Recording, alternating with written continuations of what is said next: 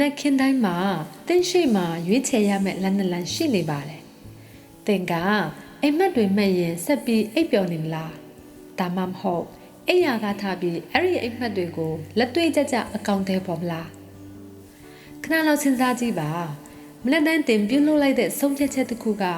တင်တနေ့တာလုံးရဲ့အခြေအနေတွေကိုဖန်တီးပေးလိုက်တာပါ။နှိုးဆက်ကလုတ်ကိုပိတ်ပြီးအချိန်တွေကိုအလဟဒကုံဆုံးစီမလား။ဒါမှမဟုတ်ရည်ရွယ်ချက်ရှိနဲ့အိယာထားပြီးတင်ဘဝကိုထိန်းချုပ်မလားလူအများစုကအိယာကစောထားဖို့မလုပ်ချင်ကြပါဘူး။ဘာကြောင့်လဲဆိုတော့စောထားခြင်းရဲ့ရလတ်အကျိုးကျေးဇူးတွေကိုသူတို့မသိကြသေးလို့ပါ။နောက်ထပ်9မိနစ်လောက်ပဲဆက်အိပ်မယ်လို့ကိုပြောတတ်ကြပါတယ်။ဒါပေမဲ့အဲ့ဒီ9မိနစ်ကနေ10မိနစ်အဲ့ဒီကနေမိနစ်20ဖြစ်သွားပြီးတင်တတိမထားမိလိုက်တဲ့အချိန်မှာပဲတင်ရဲ့မနက်ခင်းကကမူးယူထိုးတွေဖြစ်ကုန်ပါလေရောနေ့တနေ့မစတင်ခင်မှာကတည်းကနောက်ကျကြံရစ်တယ်လို့ခံစားနေရပါပြီဒါကအကျင့်တစ်ခုတည်းမဟုတ်ပါဘူးတင်ကိုရှေ့မရောက်အောင်တားဆီးထားတဲ့အသွေးခေါ်ယူဆတစ်ခုဖြစ်သွားစေနိုင်လို့ပါကျမသိပါတယ်စောအိယာကထားတယ်ဆိုတာမလွယ်ကူပါဘူးအိယာရဲ့နှွေးထွေးမှုအိတ်ဆက်ချင်းရဲ့ဆွဲဆောင်မှုစောင်းအောက်ကတက်တောင်ရှိမှုတွေကတိတ်ကိုဆွဲဆောင်မှုကြီးမားပါတယ်။ဒါပေမဲ့ဘဝမှာအောင်မြင်နေတဲ့သူတွေဟာတက်တောင်ရှိမှုရဲ့လောက်ရက်တွေကိုထိန်းချုပ်ခွင့်မပေးကြပါဘူး။သူတို့အိယာစောထားကြတာကလွယ်ကူလို့မဟုတ်ပါဘူး။အဲ့ဒါကသူတို့ကိုအသာစီးရစီလို့ပါ။မနက်ခင်းစောအချိန်တွေမှာထူးခြားတဲ့စွမ်းအားတစ်ခုရှိနေပါတယ်။ရှင်းလင်းပြတ်သားမှုအာယုံစုဆိုင်မှုနဲ့ကိုထိန်းချုပ်နိုင်မှုတွေအတွက်အကောင်းဆုံးသောအချိန်တွေပါပဲကဘာကြီးသိစိတ်နေချိန်မှာတခြားသူတွေအိပ်ပျော်နေတော့မှတင်ကခြေလှမ်းတာအောင်လုပ်နိုင်မဲ့အချိန်ပါ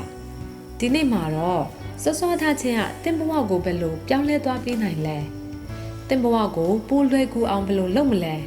ပြီးတော့တင်မနက်ခင်းတွေကိုအောင်မြင်မှုအတွက်စွမ်းအားကြီးတဲ့လက်နက်တစ်ခုအဖြစ်ဘယ်လိုပြောင်းလဲရမလဲဆိုတာကိုပြောပြသွားပါမယ်အိယာကစောထားဖို့တင်တနေ့တာကိုမှန်ကန်စွာစတင်ဖို့နဲ့တင်အနာဂတ်ကိုပိုင်စိုးနိုင်ဖို့ကူညီပေးမဲ့စိတ်နေသဘောထားအလေးအကျင့်နဲ့ဤပြူဟာတွေကိုလမ်းညွှန်ပေးသွားပါမယ်။နံပါတ်1မနက်ခင်းစောရဲ့မှွာဆောင်မှုမနက်ခင်းစောအချိန်မှာစမ်းကြဲတဲ့အရာတစ်ခုရှိနေတယ်လို့ပါပဲ။ကဘာကြီးကအိပ်ပျော်နေစေလမ်းမတွေကတိတ်ဆိတ်နေပြီးတခြားအချိန်တွေမှာမရနိုင်တဲ့ငြိမ်းချမ်းမှုမျိုးလေးထုထဲမှာရှိနေပါတယ်။ရှုပ်ထွေးမှုတွေမစတင်ခင်ဒီအစောပိုင်းအချိန်တွေမှာတင်ဟာရှားပါးတဲ့ရည်တစ်ခုကိုပိုင်ဆိုင်ထားပါတယ်။အဲ့ဒါကတော့တင်အတွက်သီးသန့်အချိန်ပါပဲ။အနောက်ရှိကင်းနဲ့စဉ်းစားဖို့စီစဉ်ဖို့ရှေ့ဆက်မဲ့တနေ့တာအတွက်ပြင်ဆင်ဖို့ကောင်းမွန်တဲ့အချိန်တွေပေါ့။စောထားခြင်းကိုဝင်ထုတ်ဝင်ဖို့တစ်ခုလို့မမြင်ပဲအခွင့်အရေးတစ်ခုအနေနဲ့ရှုမြင်ကြည့်လိုက်ပါ။ဒီအချိန်ဟာတင်ဘဝကိုအပြေအဝထိန်းချုပ်နိုင်တဲ့တစ်ခုသေးသောအချိန်ပါပဲ။လူအများစုကမနက်ခင်းအချိန်မှာပဲရှိတဲ့အားသာချက်ကိုတတိမထားမိကြပါဘူးမနက်စောအချိန်ဆိုတာတင်တနေ့တာလုံးမှာတင်အပြေအဝထိန်းချုပ်နိုင်တဲ့တခုတည်းသောအချိန်ဖြစ်နိုင်ပါတယ်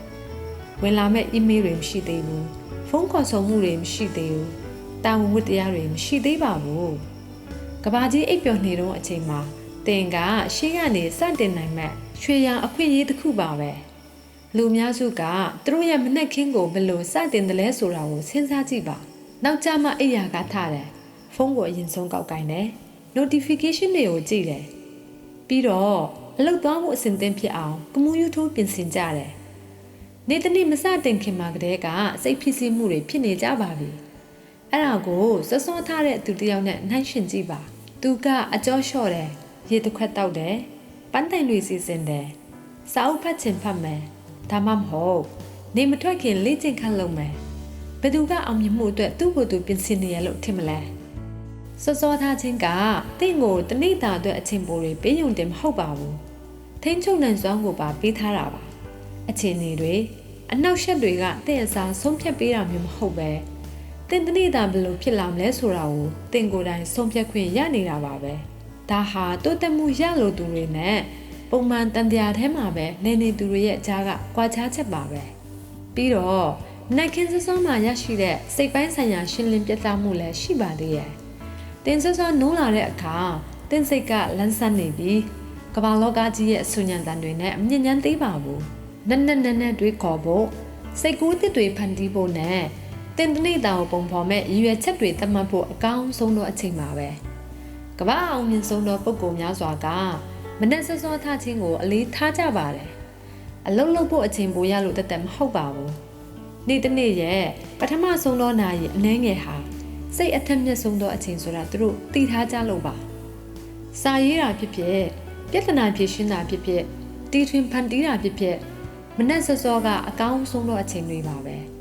ဒါပေမဲ့စောစောထယုံတသက်နဲ့တော့မလုံလောက်ပါဘူးအဲ့ဒီအချိန်တွေကိုပညာရှိရှိနဲ့အသုံးချတတ်ဖို့ကအရေးကြီးပါတယ်သင်အဲ့ဒီလိုလုပ်တဲ့အခါရလဒ်တွေကမယုံနိုင်လောက်အောင်ကောင်းမွန်လာပါတယ်သင်တဲ့ရက်တွေကပိုရှိသလိုခံစားရလာမယ်ပိုပြီးအကျိုးရှိလာမယ်ပိုပြီးရည်ရွယ်ချက်ရှိလာမယ်သင်ဟာဒီတိုင်းဖြတ်သန်းနေတာမဟုတ်တော့ပဲရည်ရွယ်ချက်ရှိရှိနဲ့အသက်ရှင်နေတာဖြစ်သွားပါလိမ့်မယ်သင်ဟာနှက်ခင်းစောစောရမှောဆာမှုကိုတခါမှမကြုံဘူးမှုဆိုရင်တော့ဘဝရဲ့အကြီးမားဆုံးသောအားတာချက်တစ်ခုကိုလက်လွတ်ဆုံးရှုံးနေရတာပါတပတ်လောက်ပဲစမ်းကြည့်ပါကဘာကြီးမနှိုးထခင်စောစောထပါအပြင်ထွက်ပါလက်ဆက်တဲ့လီထုကိုရှူရှိုက်ပါတိတ်ဆိတ်မှုကိုခံစားဖို့အချိန်ခဏလောက်ယူကြည့်ပါသင်ခံစားရပါလိမ့်မယ်အပြောင်းအလဲရှင်လင်းမှုထိန်းချုပ်နိုင်စွာပြီးရင်တော့သင်ဘယ်တော့မှနှောက်ပြန်လှည့်ချင်တော့မှာမဟုတ်ပါဘူးနံပါတ်1သင်မနက်ခင်းတွေကိုထိရောက်စွာဘယ်လိုအသုံးချမလဲအဲ့ဟာစောစောထားတာကကောင်းမွန်တဲ့အစာပြုမှုတစ်ခုပါဒါပေမဲ့အဲ့ဒီအပေါ်ရလာတဲ့အချိန်တွေမှာသင်ဘာလုပ်နေလဲဆိုတာကဒါအရေးကြီးဆုံးပါနှိုးနေုံနဲ့မပြီးပါဘူးရည်ရွယ်ချက်ရှိရှိနဲ့လှုပ်ဆောင်ဖို့လိုပါတယ်လူတော်တော်များများကစောစောအိယာကထပြီးတော့အိယာထဲမှာပဲလှည့်ရင်ဆိုရှယ်မီဒီယာကြည့်ပြီးနေတယ်ဒါမှမဟုတ်တန်ဖိုးမရှိတဲ့အရာတွေလုပ်ရင်အဖိုးတန်တဲ့အချိန်တွေကိုဖြုံးတီးပစ်တတ်ကြပါတယ်ဒါကရည်မှန်းချက်မဟုတ်ပါဘူးရည်မှန်းချက်ကတင့်ခန္ဓာကိုယ်ကိုစွမ်းရင်ဖြစ်ဖို့တင့်စိတ်ကိုထက်မြက်စေဖို့နဲ့အကျိုးရှိပြီးပြည့်စုံတဲ့တနေ့တာအတွက်အကောင်းဆုံးသောအရာတွေကိုတည်ဆောက်ဖို့တင့်မနဲ့ခင်းတွေကိုအသုံးချဖို့ပါကဘာပေါ်ကအအောင်မြင်ဆုံးသောလူတွေကဒီတိုင်းတက်တက်စောစောအရာထားကြတာမဟုတ်ပါဘူးသူတို့မှအစီအစဉ်တွေရှိကြပါတယ်သူတို့ဟာပိုတမ္မာလာစေမဲ့ပိုထက်မြက်လာစေမဲ့စိန်ခေါ်မှုတွေအတွက်ပိုအစဉ်သင်ဖြစ်စေမဲ့လုံယုံလှုပ်စင်တွေကိုလိုက်နာပြီးရည်ရွယ်ချက်ရှိရှိနဲ့နှိုးထကြတာပါနေ့တစ်နေ့ရဲ့ပထမဆုံးသောအချိန်အနည်းငယ်ကကျန်တဲ့တစ်နေ့တာလုံးကိုတတ်မှတ်ပြီးတယ်ဆိုတာသူတို့နားလည်ထားကြတယ်သင်ကရှင်းလင်းပြတ်သားမှုရှိတဲ့ရွယ်ချက်နဲ့စတင်လိုက်ရင်အဲ့ဒီအချိန်ဟုန်ကသင်ကိုရှေ့ဆက်ဖို့တွန်းဖို့ပေးသွားမှာပါဒါပေမဲ့ဖျူဖျဲနဲ့စတင်လိုက်ရင်တော့ကျန်တဲ့တစ်နေ့တာလုံးလည်းဖျူဖျဲဖြစ်သွားမှာပါပဲဒါဆိုရင်သင်မနဲ့ခင်းတွေကိုထိရောက်စွာဘယ်လိုအသုံးချရမလဲအောင်မြင်တဲ့သူတွေကသူတို့ရဲ့မနှက်ခင်းကိုအပိုင်း၃ပိုင်းခွဲခြားသတ်မှတ်လိရှိကြပါတယ်ပထမခန္ဓာကိုယ်ကိုနှိုးဆွခြင်းဒုတိယစိတ်ကိုအာဟာရဖြည့်ခြင်းတတိယတနေ့တာကိုစီမံခြင်းတို့ပဲဖြစ်ပါတယ်ပထမအဆင့်ကသင်ခန္ဓာကိုယ်ကိုနှိုးပါသင်ခန္ဓာကိုယ်ကစက်တလုံးလိုပါပဲလှုပ်ရှားရင်လေးလံထိုင်းမိုင်းနေမှာပါသင်တနေ့တာကိုစတင်ဖို့အကောင်းဆုံးနည်းလမ်းကလှုပ်ရှားမှုနဲ့စတင်ပါအကျော်လျှော့တာယောဂလုပ်တာလေ့ကျင့်ခန်းလုပ်တာလမ်းလျှောက်တာရေချိုးတာလိုမျိုးပေါ့မူဟာမက်အလီလိုကဘာကျော်အားကစားသမားတွေတောင်မနက်စောစောထားပြီးအပြေးလေးကျင့်တဲ့လုံယုံလုံစင်ကိုနေ့တိုင်းလိုက်နာကျင့်သုံးခဲ့တယ်ကဘာကြီးမနှိုးထားခင်လေ့ကျင့်တာကသူ့ပြိုင်ဘက်တွေထက်အသာစီးရစီတယ်လို့သူယုံကြည်ခဲ့တယ်နေမထွက်ခင်လေ့ကျင့်ခန်းလုပ်ကြတယ်ဒါဟာသင်ကြွက်သားတွေကိုနှိုးဆွပြီးတနေ့တာအတွက်စွမ်းရည်တွေဖြည့်တင်းပေးပါတယ်သင်ကအားကစားသမားမဟုတ်ရင်တောင်လှုပ်ရှားမှုလိုအပ်ပါတယ်မနက်ခင်းလေ့ကျင့်ခန်းကသင်ခန္ဓာကိုယ်ကိုနှိုးယုံတယ်မဟုတ်ပဲသင်အုံနောက်ကိုလည်းနှိုးဆွပြီးအာယုံဆိုင်မှုမှတ်ဉာဏ်နဲ့စိတ်ပိုင်းဆိုင်ရာရှင်းလင်းမှုကိုတိုးတက်စေပါတယ်ဒုတိယအဆင့်ကသင်စိတ်ကိုအစာကျွေးပါမနက်ခင်းမှာသင်စားသုံးလိုက်တဲ့အရာကကျန်တဲ့တစ်နေ့တာလုံးအတွက်သင်စိတ်နေသဘောထားကိုလွှမ်းမိုးမှုရှိနေပါတယ်သင်ကအပြည့်သဘောဆောင်တဲ့သတင်းတွေကြည့်တာဒါမှမဟုတ်ဆိုရှယ်မီဒီယာကိုတတိလက်လွတ်ကြည့်တာတွေနဲ့စတင်လိုက်ရင်နေမစတင်ခင်ကတည်းကသင်စိတ်ကိုအာယုံထွေပြမှုစိတ်ဖြစ်စည်းမှုတွေနဲ့ဖြစ်စည်းနေတာပါပဲအဲ့ဒီစားသင်ကိုတက်ကြွစေမယ့်အရာတစ်ခုခုနဲ့သင်စိတ်ကိုဖြစ်စည်းဖို့ရွေးချယ်ပါ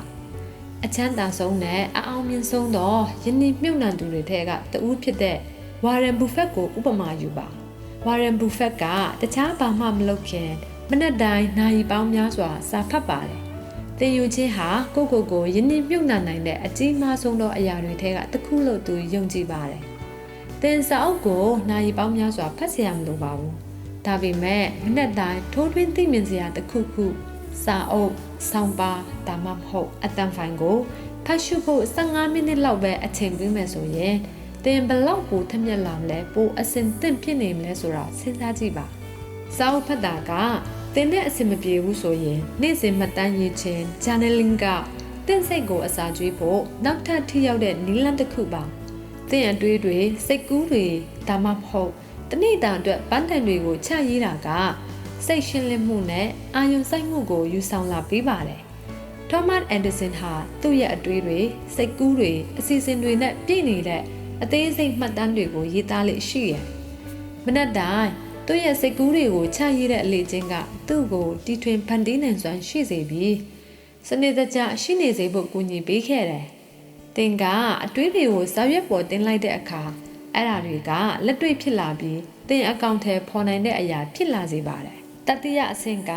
သင်တနေ့တာကိုရည်ရွယ်ချက်ရှိနဲ့စီစဉ်ပါ။ဥတီချက်မရှိပဲအလုပ်ထဲတမ်းမဝင်လိုက်ပါနဲ့။ဒီနေ့အတွက်အရေးကြီးဆုံးဦးစားပေးအလုပ်တွေကဘာတွေလဲ။ဘာပဲဖြစ်ဖြစ်ပြီးအောင်လုပ်ရမယ့်အရာတွေကဘာတွေလဲဆိုတာကိုဆုံးဖြတ်ဖို့မိနစ်အနည်းငယ်အချိန်ယူပြီးအရင်ဆုံးသတ်မှတ်ပါဒါမှသာအာယုံထွေပြမှုတွေကိုရှောင်ရှားပြီးထိရောက်မှုရှိမှာဖြစ်ပါတယ်ကမ္ဘာပေါ်မှာဩဇာအရှိဆုံးမီဒီယာလုပ်ငန်းရှင်တွေထဲကတဦးဖြစ်တဲ့ Oprah Winfrey ကိုကြည့်ပါသူမဒီနေ့တောင်မစတင်ခင်မှာပြန်လည်သုံးသပ်ပြီးရွေချက်တွေသတ်မှတ်ဖို့အချိန်ယူပါတယ်သူမဘာတွေအောင်မြင်ခြင်းလဲဆိုတာပုံဖော်ကြည့်ပြီးသူမရဲ့လုပ်ရက်တွေကိုအဲ့ဒီတိုင်းလှုပ်ဆောင်ပါတယ်သူမကတနေ့တာကိုဒီတိုင်းဖြစ်ခွင့်ပေးလိုက်တာမဟုတ်ပဲတာဝန်ယူထိန်းချုပ်ပါတယ်နံပါတ်3စောစောထသူတို့ရဲ့စိတ်ဓာတ်စောစောထချင်းဆိုတာအလေးကျင့်တစ်ခုတည်းမဟုတ်ပါဘူးကိုယ့်အချိန်နဲ့ကိုယ့်ဘဝကိုကိုယ်တိုင်ထိန်းချုပ်မယ်ဆိုတဲ့ကြေညာချက်တစ်ခုပါ Steve Jobs ဆိုရင်မနေ့တိုင်းမှန်ကြည့်ပြီးဒီနေ့သာငါဘဝရဲ့နောက်ဆုံးနေ့ဖြစ်ခဲ့ရင်ဒီနေ့လုံးမဲ့အလုပ်တွေကိုငါလုပ်ချင်ပါမလားလို့ကိုမေးလိရှိတယ်စိတ်ဓာတ်တက်ကြွမှုကိုမစောင့်ပါနဲ့စီကန်းကိုသာတိဆောက်ပါရေတက်အထူးပြုတပ်ဖွဲ့ဝင်ဟောင်းဂျိုကိုဝင်းလင်းဟာမနေ့4နာရီခွဲထားတာပျော်လို့မဟုတ်ပါဘူးစီကန်းကြောင့်ပါအဲ့ရကထားဖို့နှိုးဆက်မိတဲ့အချိန်မှာတင်းစိတ်ကကန့်ကွက်ပါလိမ့်မယ်အဲ့ဒီစက္ကန့်ပိုင်းလေးရဲ့ဆုံးဖြတ်ချက်ကတစ်လက်ထဲမှာပါတက်တောင့်တက်တာနေမလားစီကန်းရှိထမလားတင်ရွေးချယ်မှုလုပ်ရပါမယ်နံပါတ်4တတိတတနေခြင်းရဲ့စွမ်းအားစူညံတန်တွေအာယုံထွေပြမှုတွေနဲ့ပြည့်နေနေတဲ့ကဘာကြီးမှာတိတ်ဆိတ်ငြိမ်သက်တဲ့အချိန်လေးတစ်ခုရှာတွေ့ဖို့ခက်ခဲပါတယ်မနေ့စောအချိန်ဟာတင်းအတွက်တတိတတနေလို့ရတဲ့အချိန်ကိုပေးစွမ်းပါတယ်ဒါဟာအထီးကျန်ခြင်းမဟုတ်ပါဘူးမိမိကိုယ်ကိုပြန်လည်ချိတ်ဆက်ဖို့အချိန်တစ်ခုပါအိုင်စတိုင်းလီယိုနာဒါဗင်ချီကိုဘီဘရိုင်ယန်စတဲ့ကမ္ဘာကျော်တွေအားလုံးဟာဒီတိတ်ဆိတ်ငြိမ်သက်တဲ့အချိန်ကိုတန်ဖိုးထားကြပါတယ်သူတို့ရဲ့အကောင်းဆုံးအတွေ့အခေါ်တွေတီထွင်ဖန်တီးမှုတွေဟာဒီလိုအနောက်ရှက်ကင်းတဲ့အချိန်တွေမှာထပ်ပေါ်လာတာပါနံပါတ်5အခက်အခဲများကိုကျော်လွှားခြင်းကျမကမနက်ခင်းလူသားမဟုတ်ပါဘူးလို့ပြောတာကအကြီးမားဆုံးလိမ်လည်မှုပါပဲဘယ်သူမှဝေးကလေးကစောစောထသူမဟုတ်ပါဘူးဒါဟာလေ့ကျင့်ယူရတဲ့အလေ့ကျင့်ပါစောစောထခြင်းရင်ညဘက်စောစောအိပ်ယာဝင်ဖို့လိုပါတယ်ညဘက်ဖုန်းကြည့်တာ TV ကြည့်တာရှော့ပါနှိုးဆက်ကိုအိပ်ယာနဲ့ဝေးရမှာထားပါချက်ချင်းကြီးမနဲ့စောစောထားဖို့မကြိုးစားပါနဲ့တပတ်ကို15မိနစ်30လောက်စောစောထားပြီးတဖြည်းဖြည်းချင်းပြောင်းလဲယူပါတရက်ထဲနဲ့တော့တက်ရောက်မှုကိုခန်းစားရမှာမဟုတ်ပါဘူးဒါပေမဲ့သတင်းပတ်တွေလတွေကြာလာတာနဲ့အမျှဒီသေးငယ်တဲ့မနက်ခင်းအလေးကျင့်တွေကစွမ်းအားကြီးတဲ့စုံတစ်ခုဖြစ်ပေါင်းဆက်သွားပါလိမ့်မယ်။သင်ဟာပိုပြီးအာရုံစိုက်လာမယ်။ပိုပြီးအကျိုးရှိလာမယ်။သင်ဘဝကိုပိုပြီးထိန်းချုပ်လာနိုင်ပါလိမ့်မယ်။ဒါကြောင့်မနက်ဖြန်သင်နှုံးလာတဲ့အခါအချိန်ကိုဒီအတိုင်းကုံဆုံးခွင့်မပေးလိုက်ပါနဲ့။သင်ခန္ဓာကိုယ်ကိုလှုပ်ရှားပါ။သင်စိတ်ကိုအစာကျွေးပါ။သင်အစီအစဉ်ကိုတတ်မှတ်ပါ။သင်မနက်ခင်းတွေကိုပညာရှိအသုံးချပါ။ဒါဆိုရင်အဲ့ဒီမနက်ခင်းတွေကအသင်ကိုအောင်မြင်မှုနဲ့ပြန်လဲဆူချပါလိမ့်မယ်။သင်ဘဝဘယ်လိုပြောင်းလဲသွားမလဲဆိုတာကိုစောင့်ကြည့်လိုက်ပါ။သင်ရဲ့အချိန်ကအခုပါပဲ။အဲ့ရကစောစောထားပြီးသင်ဘဝကိုပိုင်စိုးလိုက်ပါ ဒီဗီဒီယိုလေးကိုနှစ်သက်တယ်ဆိုရင် like ပေးခဲ့ဖို့လည်းမမေ့ပါနဲ့နော်တငယ်ချင်းတွေကိုလည်းစိတ်ခွန်အားရအောင်ဒီဗီဒီယိုလေးကို share ပေးလိုက်ပါဦးနော်ဗီဒီယိုကိုအဆုံးထိကြည့်ရှုပေးတဲ့အတွက်ကျေးဇူးတင်ပါတယ်